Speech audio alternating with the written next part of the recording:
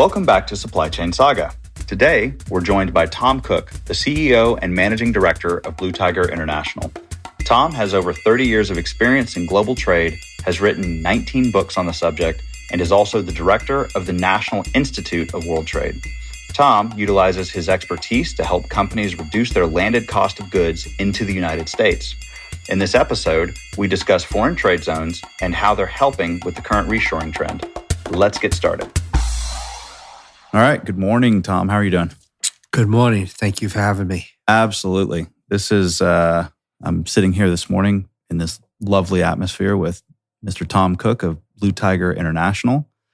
Tom, why don't you introduce yourself? Tell us a little bit about your supply chain journey and how you got to where you are, and then we'll get into Blue Tiger and what you guys do. Well, again, I appreciate the opportunity to talk to you and your audience. So I come out of a military background and was involved in supply chain logistics for the United States Navy. And I was able to, once I came out of the service, to bring that into commercial utilization. Things that I learned going to the Merchant Marine Academy all the way through to current times come back to those beginning periods of time where I was helping move all kinds of materials for the armed forces. Blue Tiger International goes back to its origins in 1982. We're supply chain management consultants.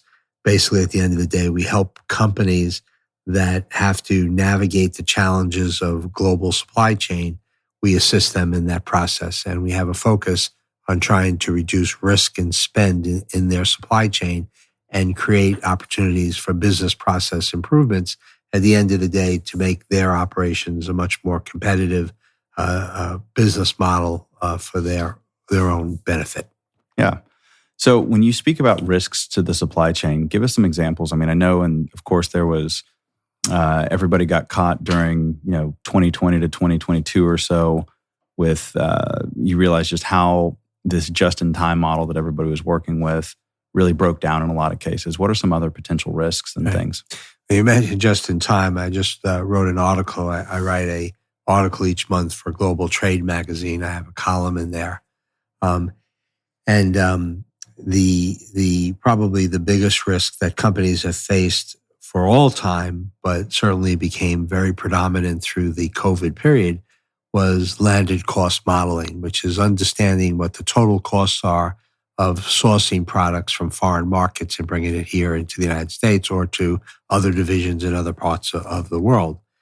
So we help companies clearly define what not only their acquisition costs are, but what are all the other additional costs that come into play. And kind of as an example is where China is a huge source for American companies to buy from.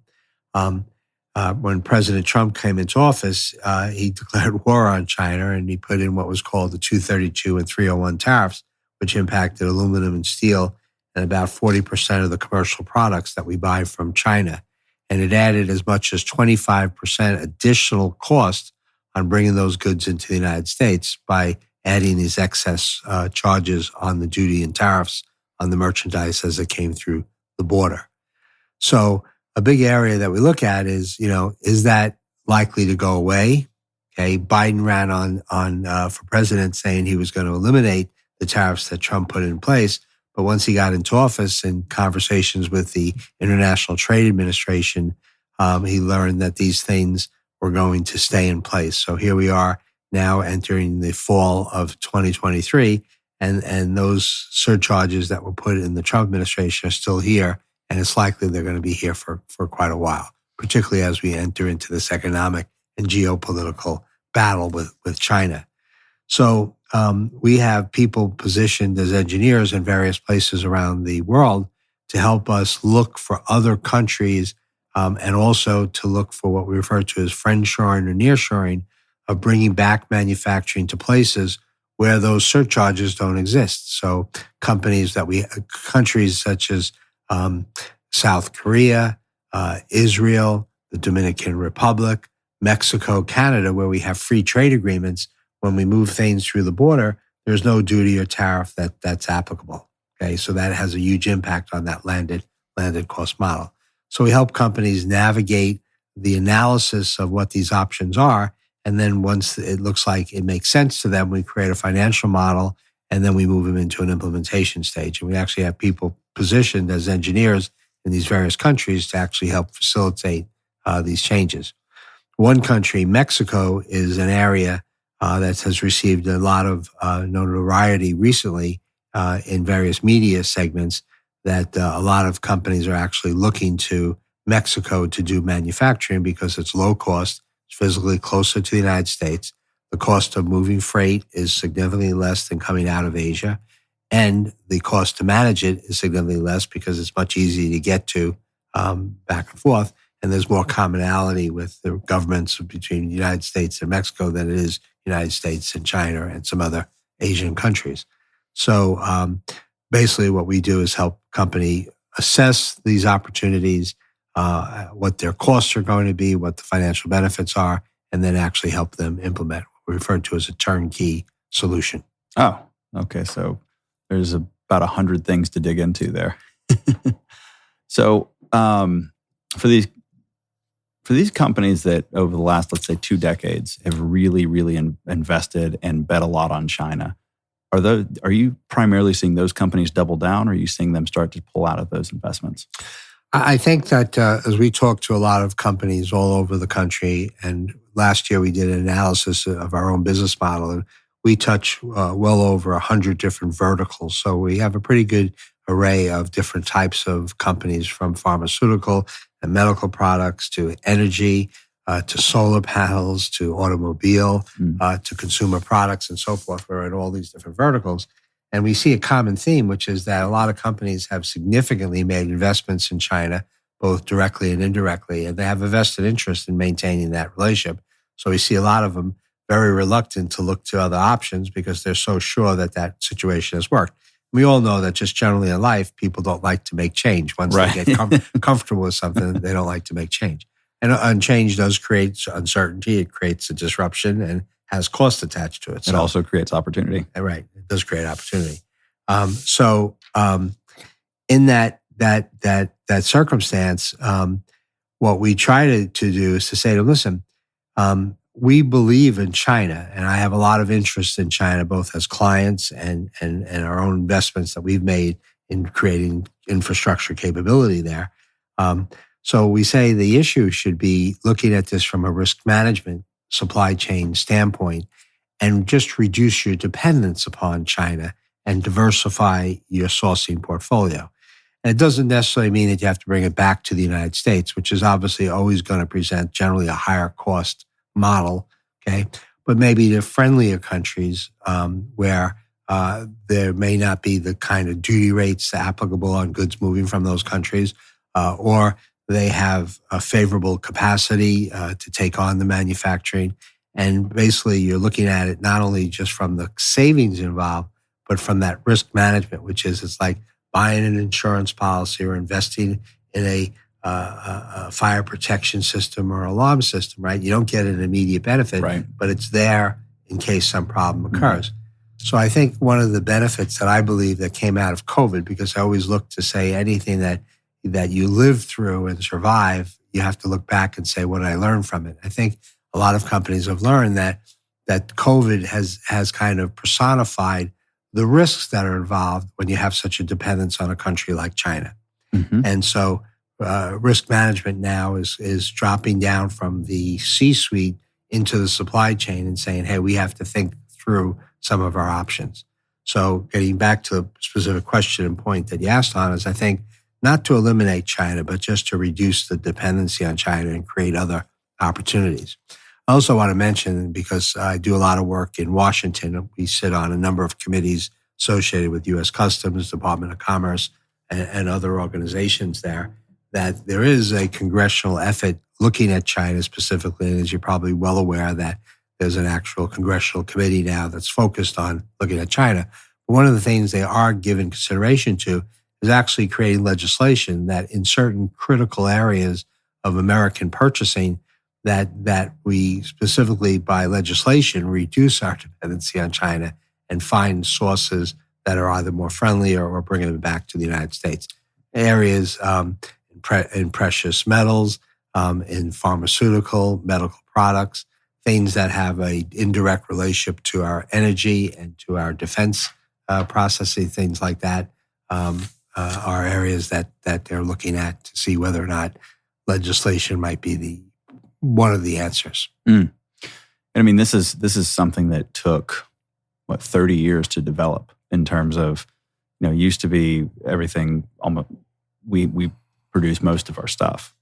And then as you started, I don't know enough to say, I think for the auto industry as an example, everything, all the jobs used to be here. And then I think their costs continued going up and up and up. And so they said, well, fine, we're just going to offshore all of this. And that, would you say that was one of the things that kind of started the entire? Yeah, I think that one of the consequences, particularly of American companies, is that many times they make decisions based upon the short-term financial benefits and not the long-term planning. And I don't want to say that's across the board with all companies, but we certainly see a predominance of that thought process. And I think in a lot of major companies in the United States through the late 80s and 90s, you had a lot more people in the financial C-suite areas having influence on the operational decisions that were made. So a lot of decisions were made for the financial benefit, not necessarily the long-term operational gain of the company. So they moved a lot of the manufacturing to low-cost countries, China being one of the countries where that was predominant. And you have to give China a significant amount of credit. There's no country in the history of our planet that has moved more people from poverty to middle class because of their manufacturing prowess. And they make things today in almost every vertical. They do a really good job at it. They have a very cost-effective way of approaching it.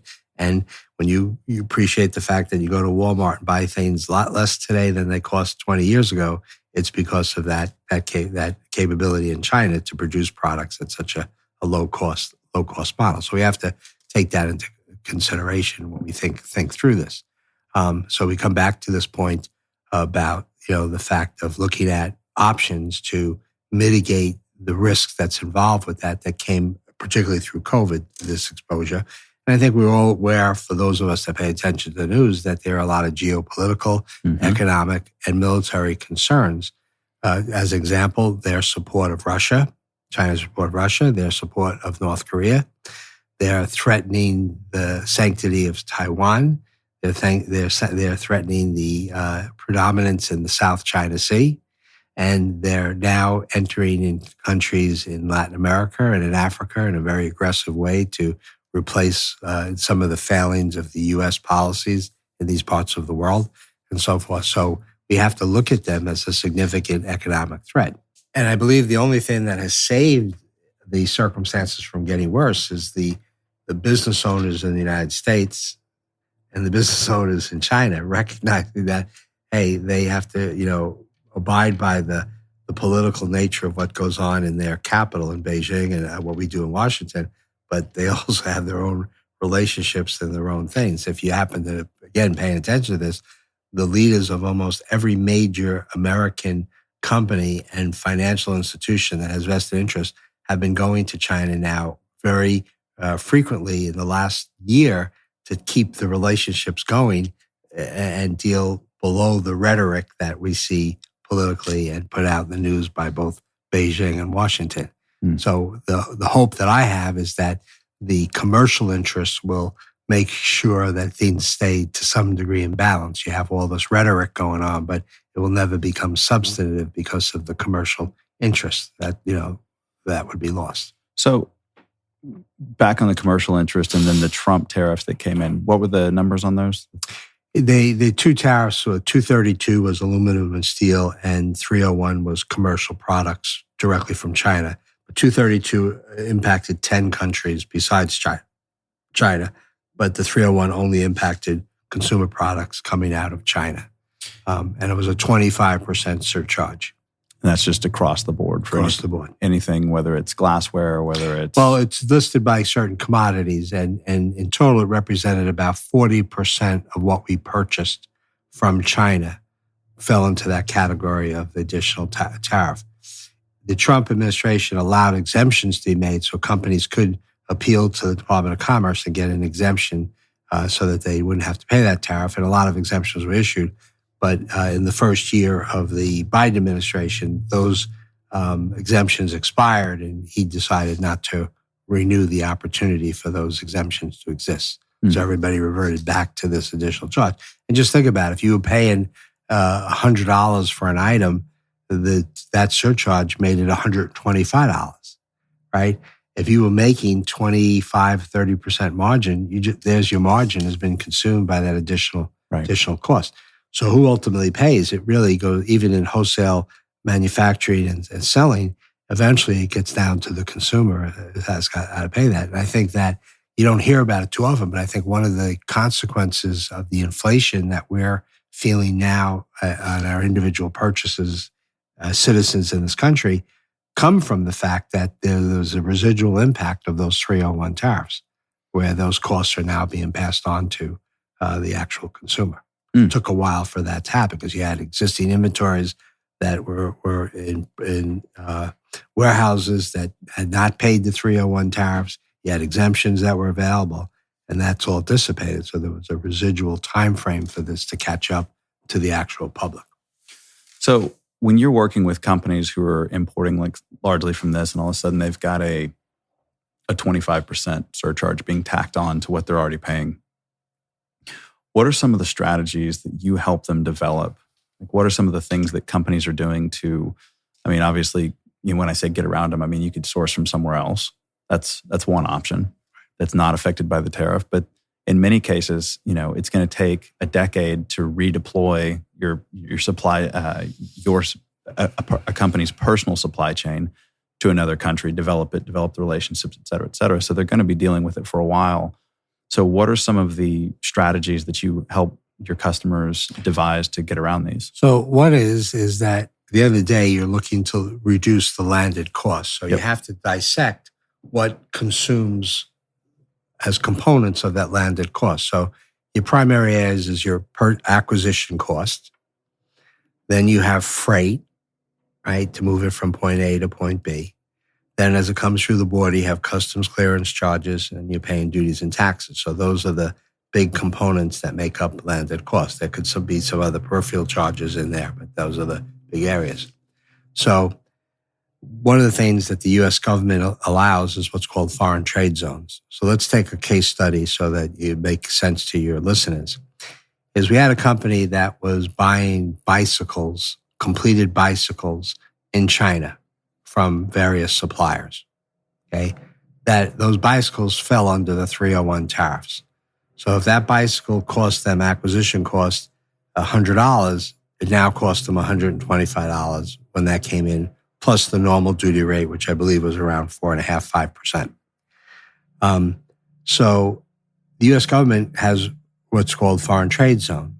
So this company that was based in San Diego, we turned around and said, listen, instead of buying finished products, okay, from China, okay, let's open up a foreign trade zone and let's do that assembly work, okay, in the United States in a foreign trade zone. So when the goods come through the border, there's no responsibility to pay duty or taxes, okay? And you're now using U.S. labor to do that manufacture. So you now are bringing in a product in which you've been able to eliminate that 301 tariff, right? So you first deferred it for that manufacturing period, 4, 5, 6 months, maybe a year, depending upon the manufacturing process. And then so you've taken a step to mitigate that because you now have a product that's different than what came in. Parts came in, now the bicycle is coming out. It's called tariff inversion. But in some cases, the administration has come aggressively after certain products coming out of China and raw materials to not give them the privilege as it would for other countries. So in this particular case, we moved that assembly facility into a Maquiladora into Mexico. And this company was located in San Diego, so they were operating only 60 miles south of where they were, okay? And that's where they do that assembly. And they've totally eliminated their tariff, okay, in that process. So, and they didn't disengage their supplier. They're just saying to the supplier, don't assemble just send us the materials and we'll take them in. So they take the tires, the rims, the pedals, the handlebars, and all the paraphernalia that goes into a bicycle, send that as parts and raw materials. And then they do that assembly work at a facility in Tijuana, just south of the San Diego border. And so we look at those types of solutions that could potentially happen. I'll give you another example. Okay. We had a fashion company that was buying product all over the world and shipping it into the United States, into a distribution facility in New Jersey. The distribution facility broke down all the shipments and then reshipped it out to the retailers that were handling it, and they had an e-commerce business as well. So when we looked at the freight cost and how they shipped it, they had packaging that was utilized that added 30 to 35% weight into the weight of the transaction, which when you look at the rate per kilo or per pound, they were paying for moving not the material they were selling, but the packaging to actually move it from point A to point B. So all their clothing could be hung. So we arranged for specially designed containers that don't require any packing. You just hang everything up in the container. So you're maximizing space and efficiency, okay? And you're eliminating that cost of the packaging in terms of the space it took up and its weight, okay? And so we were able to mitigate significantly about 25% to 30% of their cost by doing that process, okay? And I'm oversimplifying the whole circumstance, but there's ways of looking at how to do things. Give you another example. We had a company that was in Chicago, and they had computer peripheral parts that they purchased exclusively in China. And it was subject to the 301 tariffs. But when we looked at their supply chain, we noticed that almost half of their $20 million spend in freight was in air freight. Oh, wow. Air freight is 18 times more expensive than ocean freight when you look at it as a per cubic meter, per kilo, or per pound basis. So you're sitting back saying, why in your supply chain do you have so much air freight? So when we pick that apart, now you're talking to their sourcing, their purchasing, customer service, demand planning people in this company. We realized that they had a flaw in their demand planning process, which caused them to place orders too late, and therefore they had to expedite the shipment to get it into their supply chain. And we sat back and said, well, if we make certain changes in the demand planning process, we could move that 10 million of the spend into ocean freight and reduce it by $5 or $6 million a year, which is what we ended up doing. And we are able to have them acquire a technology which improved their demand planning process. And that eliminated almost completely the use of air freight, which they were paying that extremely high premium for in their supply chain. And, in a lot of companies, you have all these different silos, and sometimes they don't talk to each other or cooperate the way that they should. So as a consultant, we break those barriers down, and we kind of get them to look at something more holistically for the benefit of the company, right? And you get away from personalities and people who control their own silos. And you get a CEO who sits back and says, hey, listen, what the consultant is saying is right. Just make it happen. Right. In this case in Chicago, it worked that way. So, we first indirectly met. You were giving a free trade zone discussion for the IWLA. Right. It was a webinar. And, at that time, I guess my impression of Blue Tiger was that you guys primarily help with free trade zones and implementing those. But in reality, Blue Tiger looks at how do we reduce supplier to landed cost. And basically, it's changing the oil. It's making sure the machine is running as efficiently as possible. Right. Because those three examples you just gave are vastly different, but they accomplish the same end goal. So we opened up about asking about risk and so forth. So another risk that companies face in global supply chain is trade compliance. Okay? Yeah. So the concept there is that we have companies that for 20 years do things incorrectly relative to harmonized tariff numbers that they use, valuation issues, record keeping, right? All these things that there are very strict regulations that customs and various government agencies enforce. And they go along doing something and no one's correcting it. So they think they've been doing it right. And then all of a sudden, bam, they get hit. And it could be arbitrary, or it could be a whistleblower, or it could be, a unfriendly competitor, right? Who says, hey, they're doing something they're not supposed to be doing, and they get caught. And we get pulled into a lot of those cases to help them deal with the fire is burning in their supply chain. So when we do our assessment, we also look at all their aspects of compliance. And so you take apart making sure that they're checking the denied parties list, because the government has a list of companies and individuals that you're not allowed to do business with as an importer or an exporter. Okay. So a lot of times they'll be buying from somebody that they're not supposed to be buying from. Okay. 2 is we look at the harmonized tariff numbers. A lot of times they use the harmonized tariff number of the supplier, and that's not the same number that U.S. Customs would use. They want you to do it.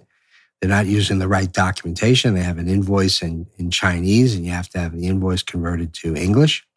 And they don't want it in yuan. They want it in U.S. dollars, right? So you have to have that capability. They want to make sure that the valuation you use is not the valuation that you have in a relationship with the supplier, but what is the valuation according to U.S. customs regulations, okay? And a lot of times when you have related parties, right, the home or parent company or the sister company overseas could put $0 on the invoice because there's no money being exchanged, but that's not the value declared for customs purposes. Right. They want to see a realistic market value on that transaction, so we get brought into those cases. And then there's a record keeping element, which you've got to keep your records for 5 years, which a lot of companies don't do. And it has to create all the detail from the purchase order all the way through to, the bills of lading, certificates of origin, and any of the communications that were related to the transaction have to be supported in a file system. So we look at that because if you don't do it right and you get caught, the risks can be pretty significant. Sometimes as much as 11 to 13 times the value of the merchandise. And the biggest risk is if the government feels that the problem was willful or egregious, they can eliminate your ability to import and export because it's not a constitutional right. It's a privilege granted by the government agencies that govern those import and export activities. There's a lot of defense as well as offense that you guys coach on. Correct. But it comes from the fact of the experience that we have in helping companies that do get caught, right? Yeah, right. And both U.S. Customs and the export agencies, the Bureau of Industry Security, the Office of Asset Controls, and ITAR, International Traffic and Arms Regulation, they publish the cases that they pursue. So it's very easy to go online to the government agencies and they show you. They give you the name of the company, they give you the name of the executives they're dealing with, and how they pursued them and what ultimately came, right, in the solution. So any of your listeners are welcome to reach out to us, bluetigerintl.com, and we keep a list of all these cases because that's how, when we're talking to senior management, they say, hey, we've been doing it this way for 20 years. Why should we think about it? We give them 4 or 5 examples of companies in their own business vertical that have paid millions of dollars in fines or have had other consequences that's involved with the process. The last thing you want to have is one of the government agencies chasing you for a potential issue. Question, and this just randomly came up as you were talking. I was thinking about it. A lot of people will, the whole idea of creating an LLC, so you've got a layer of protection between you and your person. And so, but with the ability, when these government agencies go after you, they publicly make, of course, if somebody came after Mark Taylor LLC, then I'm going to, not only is Mark Taylor LLC going to be listed, but my name as the owner will also be gone after. Do they go after people personally? Yes, and civilly and criminally. Well, right. Unfortunately, we deal every year with 1 or 2 cases that rise to the level of criminal activity. And the basis of that is generally the willfulness, personal gain, and egregiousness of the offense. Right. Right. And remember that customs sits out like the IRS does outside the Constitution of the United States. So they don't have to have, a reasonable suspicion to go after and seize. They can do it very proactively. So we're dealing right now in the world of imports with a lot of problems related to forced labor issues. So under the Biden administration, he's integrated to the greatest extent that we've ever seen what we call social compliance in the global inbound supply chain. And at the end of the day, to oversimplify this, they're saying is, hey, if you as a U.S. company buys from a company overseas and that company or any of its suppliers are using forced labor in the manufacturing or supply chain process, you can't import that into the United States. And the penalties and the consequences are significantly severe. We're dealing with at least 5 or 6 cases right now. We're a mid-sized potato in the whole field here of what we do. And we're dealing with all these cases of companies that just got their goods seized. And there's no probable cause of it. They just happen to have buying it from a region where there might be some predominance. So now you have to react to it by evidencing to customs that there's no forced labor in the supply chain. Think about, you have to go to your supplier and you have to go to their suppliers to get them to tell you. And there is a legitimate issue of forced labor being used in the Asian supply chain. So a lot of times they can't make that statement, right? So you're in a situation where your goods have been seized and you're being penalized. So it's a pretty serious issue. So if the government has a tendency to believe that you knew in advance that this was happening and you looked the other way or tried to hide it, okay, that's willful, right, and egregious. And that's where something might rise to that level, goes away from just being civil, but being a criminal issue. So let's say, because one of the magical things about what Amazon did when they basically crowdsourced all of their, not all of it, but a lot of their inventory. So I think it was around 2006, they opened up to third-party sellers. So people like you and me could say, hey, this coffee mug, I've never seen anything like it. We're going to go and we're going to get it made in China. And I'm just going to import a container every 6 months. So you never go to China. You find a producer on Alibaba and you start bringing it in. You're probably working with a trading company in China who's working directly with the manufacturer. The onus, to go through the process and have the be able to verify that there's no forced labor is very, very challenging on somebody who's doing that kind of a small operation.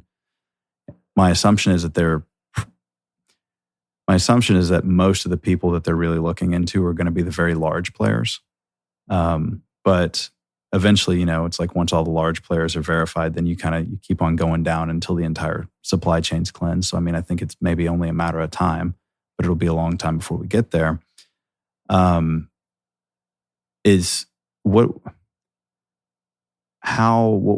would you say to, how are those people being affected in this as well?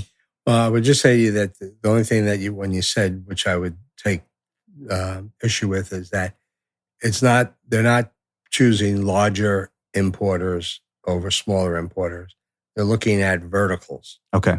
So solar panel, food, certain consumer products, the automobile industry, okay, areas where we're seeing a predominance that they're looking at. So it doesn't make a difference whether you're a large person in the solar industry or a small one. If your harmonized tariff numbers, which identify your product, are fit that category, that's what they're looking at.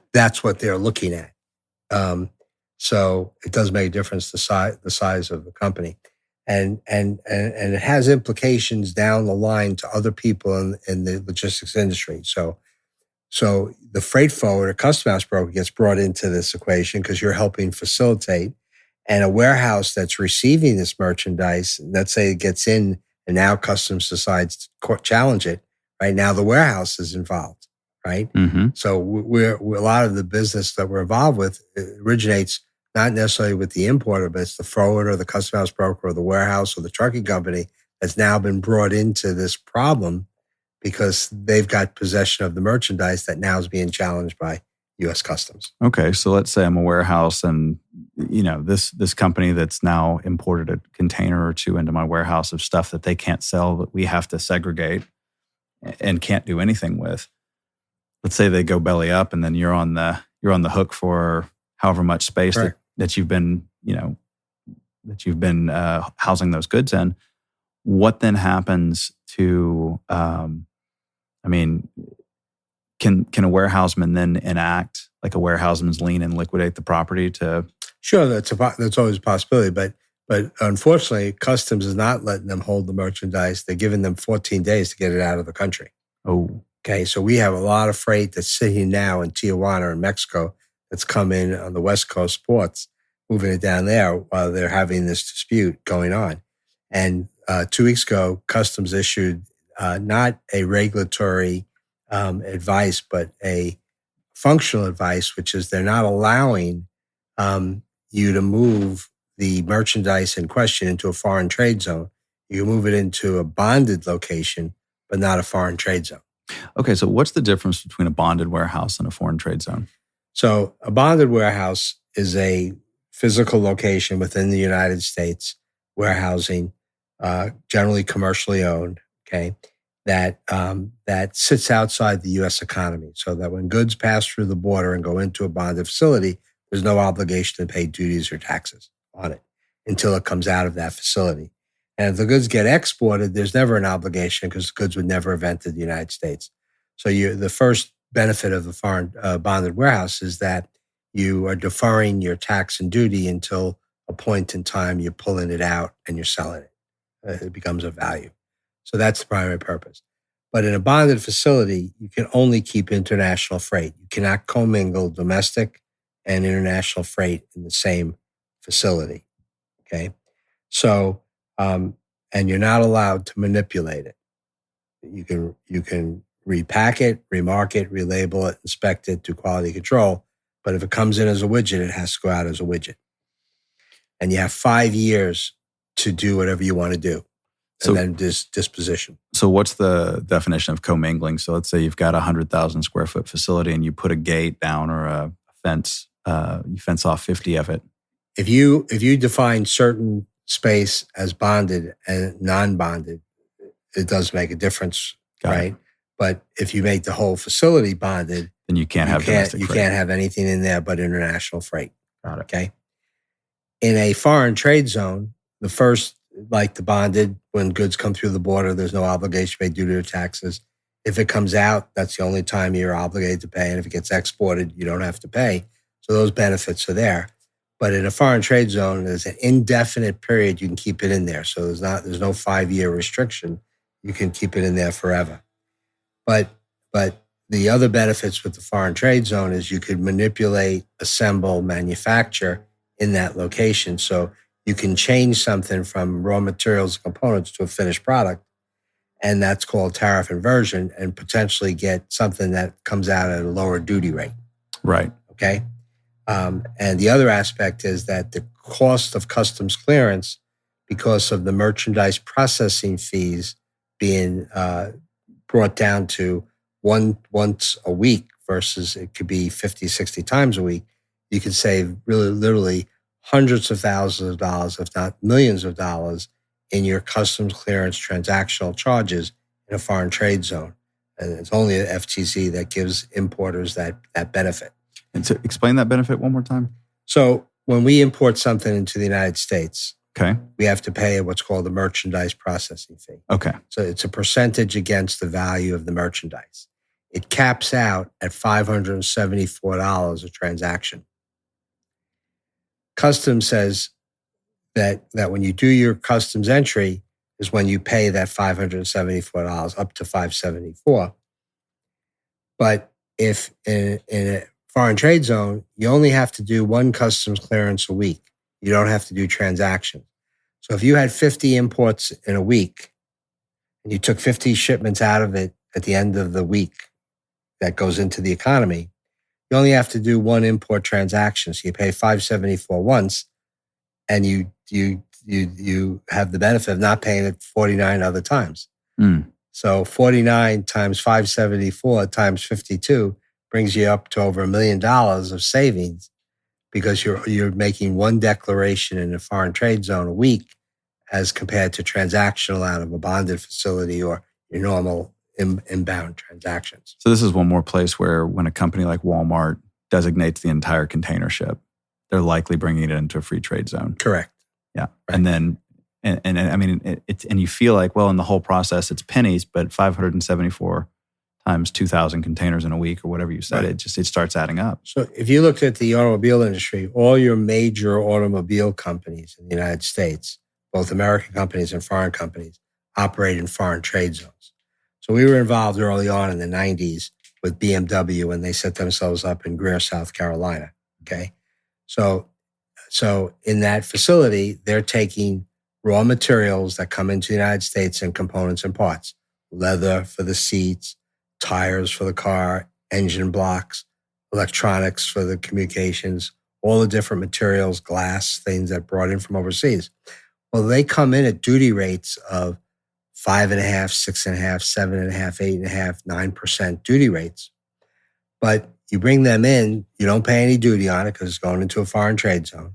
You now assemble all those things into an automobile. A tariff inversion occurs. It doesn't come out as a tire. It doesn't come out as glass. It doesn't come out as an engine block. It comes out as a car. And the duty rate for the car is 2.5%. So that tariff inversion gives you this huge benefit, because customs says in a foreign trade zone, you can look at the duty rate against the raw material or component against the finished product and use wherever you get the better advantage. Which is a great incentive to provide jobs in the United States as well. Correct. And it's a great option for companies to bring back manufacturing. They don't necessarily have to bring back pure manufacturing. They can bring back assembly. Right. Okay, where they buy semi-finished products, materials, and so forth, and then just do that final assembly. The cautionary tale would be you have to be careful about things that originate from China, because Trump put forward that executive order, which made things from China, because we all mentioned earlier, he went to war with China. So he through executive orders, he made it very difficult for us to take advantage of the things that we could do out of China. So you have to be careful of what the products are and materials to make sure that they fit. As assembly processes and warehousing processes are becoming more automated, do you see that threatening any of the stuff? Because let's say, okay, assembly is coming back, but where it used to may have provided 1,000 jobs, now it's only providing 150. So one of the challenges that we face in bringing manufacturing or even assembly back to the United States, whether it's just to a regular manufacturing facility or in a foreign trade zone, whatever it is qualified skilled labor to fulfill the roles, which we had plenty of people in the 60s and 70s, but as jobs migrated to China and other places around the world, that was lost. So now you're trying to recreate it. And a lot of companies today in the United States, particularly as a result of COVID, lost the ability to have the number of people that they need. There's still, even through COVID, there's still a problem with a lot of companies getting the right number of people in all ranks of their business. But particularly in the skilled labor for manufacturing is difficult. So we have a case going on in Oklahoma City where we brought back manufacturing into a foreign trade zone there. They lost 80 jobs when they moved everything to China. Now they're bringing 100% of it back. They need 100 people there. They're struggling to get the 100 people right at skill level. We created an incentive program for them to pay their college tuitions off to attract them, and that is working. But it's an incentive like that that's caused it to work. But labor in the United States in that skilled category for manufacturing is a problem. So we now filter that into one of the criteria when we bring back company, depending upon where they're located, what's the accessibility of personnel. And it's true, if you took the Mason-Dixon line in the United States, right, which was created around the Civil War period, where you had the North and the South, the availability of skilled labor is greater south of that line than it actually is north of that line today. Shocking. But it's true. Yeah. Right. And obviously we have this huge immigration problem going on and so forth like that. But the immigrants that come in have no problem filling those jobs. A lot of them do bring skills with them that could take that job. And a lot of companies have training programs to quickly move people into the areas of being able to do this work. So I happen to believe if they handled the immigration problem correctly, they could easily fill a lot of these positions successfully. But as we all know, the government's falling over itself. It's not doing a really good job, one, of handling the immigration problem specifically, but recognizing that if we manage it correctly, we can fulfill another issue we have in the country, which is skilled labor in these blue-collar manufacturing positions. Right. Well, I've heard for years now that the trends being electricians, welders, skilled artisans, if you will, are in higher demand and can make better money than many of the educated jobs, if you will. Absolutely. Yeah. Great. So. I have a huge family complex, and a lot of my nephews and nieces and my grandnephews and grandnieces, who are coming out of high school, I'm sitting back saying to them, you got to rethink the whole direction of college now. And there are a lot of trades that do just as well, if not better. Mm-hmm. And you don't have, you don't lose 4 years, and you don't have the cost of those 4 years, right? So we're starting to see a lot in our own family and our community move in that direction. Become an electrician, plumber, landscaper, all these different positions. A lot of money to be made. It was a testament to, I guess American ingenuity decades ago that our highway system has outlasted all the projections that it was supposed to last in the first place. And so, we've largely been able to put off all this infrastructure, rebuilding and repairing and things like that. And I think you're starting to see more and more bridges, this one needs to be repaired, this one is in disrepair, that kind of thing. And so, those skilled label, those journeyman type jobs are becoming, I think, even more and more important. Yeah. So, but that's a great thing for us and for our middle class. Absolutely. Right. You also, just a subject of infrastructure, for anybody who's involved in traveling through the United States, listening to this, just go to LaGuardia Airport now. Yeah. And see what was done through the infrastructure investment of the federal government to turn around what was really a crap. It's a beautiful airport now. Hole to be state of the art. And I've been to airports all over the world, and it competes head on with any place I've ever been to, some of the finest airports anywhere in the United States and certainly around the world now, where they've taken that infrastructure money and have really made a beautiful airport. Yep. So switching gears a little bit, I own and operate a third-party logistics company, and nearshoring, friendshoring is such a hot topic right now. You can't. I feel like every single day, if you look in the Wall Street Journal or wherever there's an article, you can find an article. Recently, it was announced that Mexico is now the number one trading partner. They were number 2. Now China has bumped down to number 2 by a pretty significant margin. What can your third-party logistics companies, what can your warehousing businesses do? How do we get on board and help? Like, where are the places you're seeing holes, and what are the ways in which we can help? Right. So, in our business model, we've principally have been involved for more than 20 years with principal importers and exporters. And generally, I would say mid-sized to larger companies for the most part. So in the last 7 or 8 years, we've now seen a huge increase with third-party logistics providers, warehousemen, trucking companies, freight forwarders, custom house brokers come to us and now represented as much as 25% of our business. And it's a win-win situation for everybody involved, because the example would be that we have a company in Los Angeles that was a warehouse, okay? through COVID, like all warehouses, they did a lot of business, and they had more people knocking on their door than they could handle, right? But quickly that business has dissipated. I happened to see an article in the Wall Street Journal about 2 weeks ago saying that warehouse space at the end of 2022 was at 98% capacity in the United States, and now it's below 70%. So it's dropped off very quickly, and it's trending to be worse. So we took a company in LA that was in this general warehouse bubble, now on the decline, and in a 6-week period, we turned it into a foreign trade zone.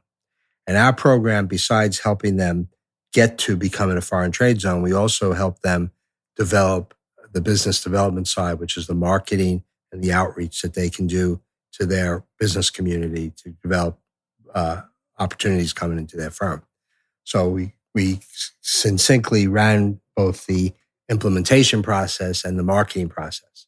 So they're now at 95% capacity, and they're selling foreign trade zone space to third-party companies as instead of them having to invest that in their own warehousing distribution, they're using the benefit of somebody who's already got that status, and they get the benefits of that.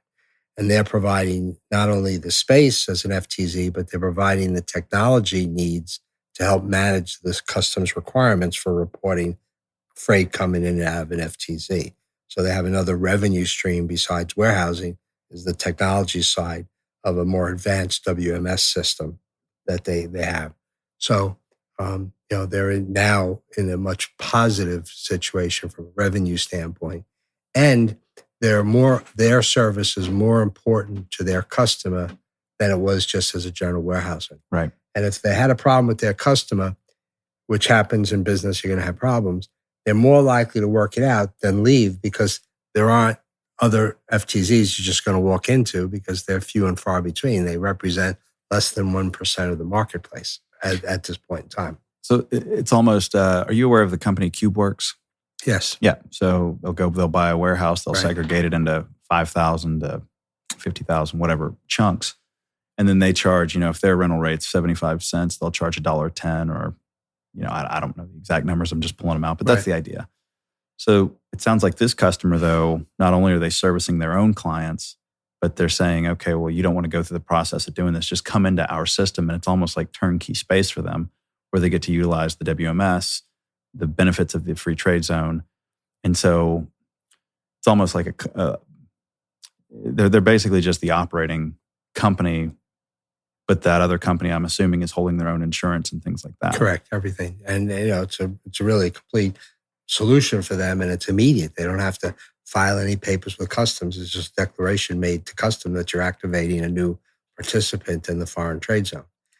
So the administration responsibility is all delegated to the third party, which they either are in process of doing it or already have that expertise available to facilitate that. We supplement the area of expertise until they can do it independently on their own as part of our responsibility. But the key is the immediacy of it, and the administration is handed off to a third party. And at the end of the day, when you look at the financial models, the 3PLs can generally do it more efficiently than an independent company can. And also appreciate that every company in warehousing has seasonal demand. So they remove that seasonal demand issue to the third party, and they don't have to worry about it, right? So they have 20 warehouse workers, but there are times of the year they need 30, so they have to worry about, where am I going to get this additional 10? That's now the problem of the 3PL, who resolves that problem more easily because they have a dozen clients that have that same issue. So they're resolving the problem as a group. So it's much easier to deal with than for an independent company. So that seasonal demand issue is better handled by 3PLs than it is generally by the principal company. And that's also depending upon where you're located, because it depends on your access to temporary personnel. Of course. So this is an interesting hybrid 3PL model, but it's also kind of a thing where, let's say I know that eventually I need 200,000 square feet in 18 months, but right now I've only got the business to cover 100. You get that, you get the FTZ designation, then you sublease or you kind of partition off, your half your warehouse, sell it to them, sell it to 2 or 3 people. And then one by one, you take over that person's space. And then it's like, now you can go and expand again. Sure. So, sure. We have a large warehousing group that's based in Denver. And I know they won't have a problem in mentioning their name because it's good publicity for them, but it's called the Cinch Warehousing Group, CINCH. And we're in the process of turning all their locations. They've got maybe about 8 of them around the West Coast and the Northwest. And so in the marketing program, they're sitting back saying to companies, hey, we already have an existing foreign trade zone set up, right? And different from every other warehouse operator, they're sitting back saying, besides offering you space and giving you customer service and doing your fulfillment and your distribution services, we can help you lower your landed costs. Now, think about who's saying that in their marketing material. Not too many warehouses or 3PLs can say that, but here they actually can, and they can show financially how they're able to do that to a company, right? And so that's a big difference, and that's why 3PLs, we're more and more of them are coming to us, but it really should be something that every one of them consider doing. And we're doing ones in locations that you never think of, like Billings, Montana. You would never think of that as an area of international business, but there actually is a fair amount of companies that have import and export activity in that part of the world. Not say as dense as LA or Chicago or New York, but they have enough to warrant a FTZ being put in that part of the world. I think we were speaking in one of our earlier conversations, and you said something like, part of your process is not just getting a warehouse registered as an FTZ, saying, here are your processes, follow them, good luck. You're also helping them develop their market strategy by going to the local chapters of, whatever trade organization or trade group and identifying people who are importing from different things, right, and compiling lists of, hey, call these people and offer your services. And in that Billings, Montana thing, I think you said, what was the number of companies that could benefit from working with the trade zone? We identified close to 1,000 companies within a 200-mile radius, right, that have import or export activity in their profile. So appreciate the fact that we Blue Tiger International are partners with the Department of Commerce, one of just a few handful of companies that have that status. So we have access to a tremendous amount of trade data. Every time we import and every time we export, there's data passed to the federal government, to the Census Bureau, that's distributed to other government agencies that tells us where we're buying something from, what are we buying, where is it going to in the United States, and the same thing with the export. Who are we selling to? How's it getting there? All that data is being collected in this information flow. We have access to that data. So you just take a radius and you identify the zip codes in that area, and we can collect that data. And that data is not proprietary to ourselves or just government. There's other resources that you could buy to get access to that information, but it identifies the companies that would be potentially there. So part of the issue is not just identifying the companies, but we actually do outreach initiatives of foreign trade zone training programs. Why should you consider this? What are the benefits? Here's how it works. Here's what the challenges are. How do you make sure that this makes sense for you? We go through this whole process of educating a community. When we eventually did Cinch as an example, we did an event like that in Denver, which is where that started for them, right? For that location first.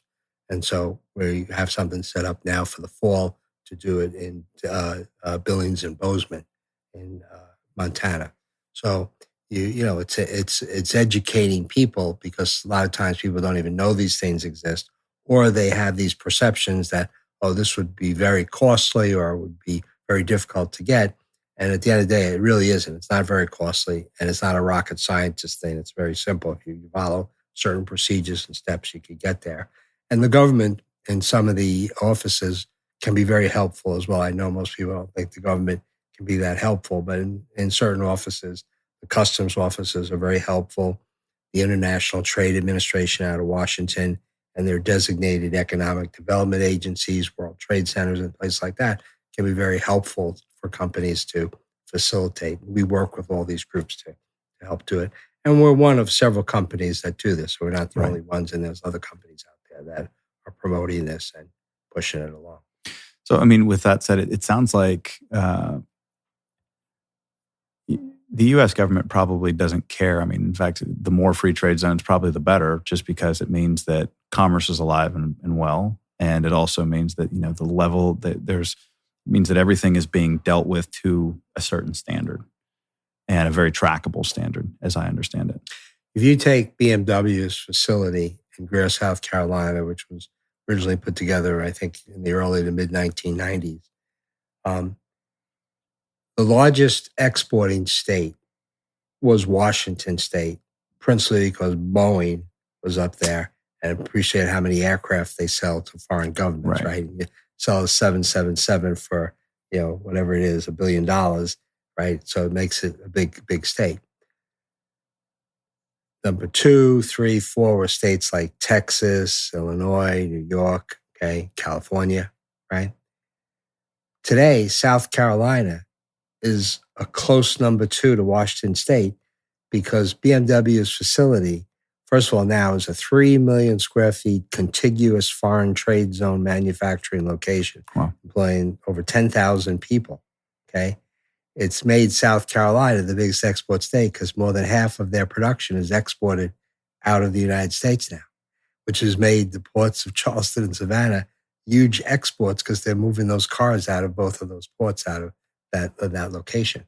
So, you can't measure the success economically it is to the United States by having that BMW foreign trade zone, which is why Toyota has one and Honda has one and GM has one, Chrysler. They all are doing it because of the benefit. But BMW is a perfect example of the ingenuity created by the Germans and Americans to move this whole facility there. And if you go down there, I mean, it's really changed the South Carolina's whole profile, particularly in that whole area of Greenville and Greer and in South Carolina.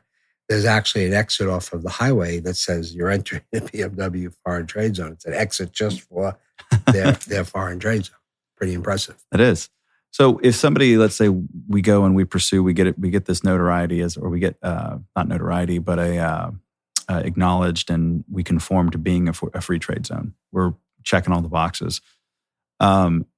Is there an investment required to bring somebody on, or do you just have to bring like a new company that you haven't worked with before, or do you just have to literally file the sheet with the Customs Border? So they mentioned you that there are 3 pillars of bonded container freight stations and foreign trade zones that you have to be concerned with. The first is security. The facility has to have, unfretted access to the facility. Meaning you have to have some means of security preventing somebody from driving up in a car and walking into the foreign trade zone without being challenged. So government tells you not what you have to do, but you just have to have some level of protection. So perimeter fencing, cameras, locked doors, employee wearing badges, front desk, screening people, right? Those type of things fit into that. Tied to security is HR, because the government's going to screen the people who are working in the FTZ. You need to have a screening process proactively to make sure that you don't have people with felony convictions working for you in the FTZ, because the government's not going to allow that. Okay. So security is the first pillar. The next is compliance. If you're going to be importing and exporting, you got to make sure that you're doing that correctly and conforming to U.S. customs and other government agency regulations. If you have food or pharmaceutical, you got FDA issues, USDA issues that you have to do, or CDC issues. So compliance becomes, are we conforming to the regulations? So we do a compliance audit as part of that process. And the last is product accountability. The product accountability is the more difficult part, because the government expects that you have the ability to demonstrate to them, as goods come out from overseas and go into the foreign trade zone, as they go into work in process or just inventory, and as they come out, that you're able to identify that process and where anything is at any point in time at the product code, SKU, or lot number level. So down to that level, which means you have to have a technology solution, which is why I was mentioning earlier about having a robust WMS and additional fields and integration capability. So that's what we focus on in getting a company up and running, is those three pillars. And that's where I say to companies, I think if you have a really intelligent logistics or supply chain people, they potentially could figure this out on their own. But it's better to really use a professional resource, because you're also creating a liability if you don't do this right. Which is that defensive strategy we were talking about towards the end. Yeah. Correct. So we get them where they want to be before you go to the government and ask them for permission to get to this status, right? So the question comes into play: do they have to hire people, and do they have to, create a whole totally different structure? And the answer is, at the end of the day, no. Running a foreign trade zone bonded becomes no different than running a regular warehouse, with the exception that you have other things you have to do. So it adds on to the role of an existing warehouse manager or some of their team. You generally don't have to add additional personnel. You probably do have to make upgrades to security and some upgrades to your product accountability system, right, which is really just upgrading your technology at the end of the day and its integration capability. And that, at the end of the day, it runs like normal facilities and so forth. And also promote is that there's an association in Washington, which is called the National Association of Foreign Trade Zones, NAFTZ, which we recommend for all companies that get involved to join, because that association creates a group of professionals who cooperate with each other, collaborate, and become a resource to each other.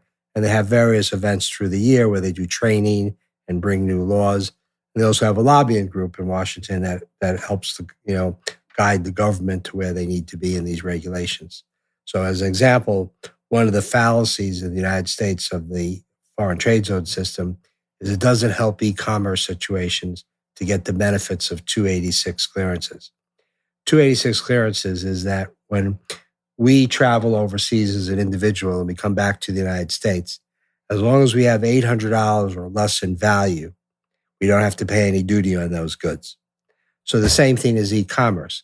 So if somebody from China or somebody from the UK sells something into the United States through e-commerce and it's less than $800 in value, you don't have to pay duty on it. Okay. So, a foreign trade zone would be a great place where they could bring in a container load of goods and then send out all these small e-commerce orders. But under the Trump administration, an order was signed to prevent foreign trade zones being used to get that benefit. Why a lot of companies have gone to Mexico and Canada, so they bring the containers in there, break them down, and their warehouses distribution system gets the benefit of those 286 clearances, because when the goods leave there, they're coming into the United States at something $800 in value, so no duty has to be paid. So there's a strong lobby of this National Association of Foreign Trade Zones, right, the NCBFA, which is the National Custom House Brokers Freight Forwarders Association, lobbying Congress to change the rules so that you could get the benefit of bringing in a full container load of product, breaking it down in a foreign trade zone, and then shipping out these smaller orders less than $800 and getting the benefit of that, not having to pay the tax. It's called the 286 regulation. So I happen to be an advocate of that they should make that change, because Toronto and Tijuana is getting a lot of business that we could bring back here to the United States. Of course. Right? So that's another reason that association is something people should think about. You could be a 3PL or you could be a principal importer or exporter. And what was that organization one more time? NAFTZ, the National Association of Foreign Trade Zones. So NAFTZ.com is their email thing. And again, you can come to Blue Tiger and INTL.com ourselves, and we can point you in these directions. Right. One thing, and I mean, I want to be sensitive of time. I know you've got to get out of here pretty quick, but could you just quickly explain the function of it's like a Maquiladora? What exactly is it? Because it's like we hear it a lot, but how does a Maquiladora work? In the Clinton administration, which is where this thing really advanced itself, it was a solution to the immigration problem. right? So why are all these Mexicans coming into the United States? Because they couldn't find good jobs, paying jobs in Mexico. So how do we create good paying jobs in Mexico? Well, if we build the manufacturing capability in Mexico, this would be great. So the idea was, well, how do you give incentives for Mexico to have a manufacturing program? Well, let's set up these Maquiladora. And the Maquiladora says, if a U.S. company or a foreign company or a Mexican company sets up Maquiladora, and it's just like setting up a foreign trade zone in the United States, you got to go to the Mexican government and get various levels of authority to do it. It says if you import raw materials and components to manufacture where the goods are going to end up in the United States or Canada, okay, we'll let you bring it into that facility without paying any duty to the Mexican government. You can use Mexican labor now in that manufacturing location to manufacture or assemble or do whatever you want to do. There's great tax incentives through the Mexican government to do that. And now when you bring that into the United States or Canada, there's no tax or duty under the USMCA, previously called NAFTA agreement. So it's a way of moving manufacturing to Mexico and basically eliminating the duties and taxes in that process and bringing manufacture closer to the United States at a lower cost. And that's what the Maquila in the most simplified, obviously has layers of complication, but that's it, which is why we employ an engineer down there to help us facilitate that, go through the local process, because the business models are a little different in Mexico than they are here in the United States. And the government application process is a little bit different there than it is here in the United States. Oh. Well, look, I can't thank you enough for being here. We should do this again because I still want to ask about, risks in Mexico, like dealing with the cartels. Sure. What about Canada? I mean, there's just so many more topics. We didn't even scratch the surface on other countries like Israel and Taiwan. I mean, they're mentioned, right. But so we'll have to do this again. But thank you very much for being here. You're welcome. I appreciate the opportunity, and your listeners are always welcome if they hear something and want to expand it to come into our website. My particular email address is tomcook, TOMCOOK, @bluetigerintl.com.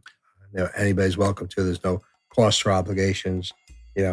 We have a huge concept of advocacy. It works to everybody's best interest. So we're a part of all that. Yep. All right. Well, thank you. And thank you for everybody who's listening.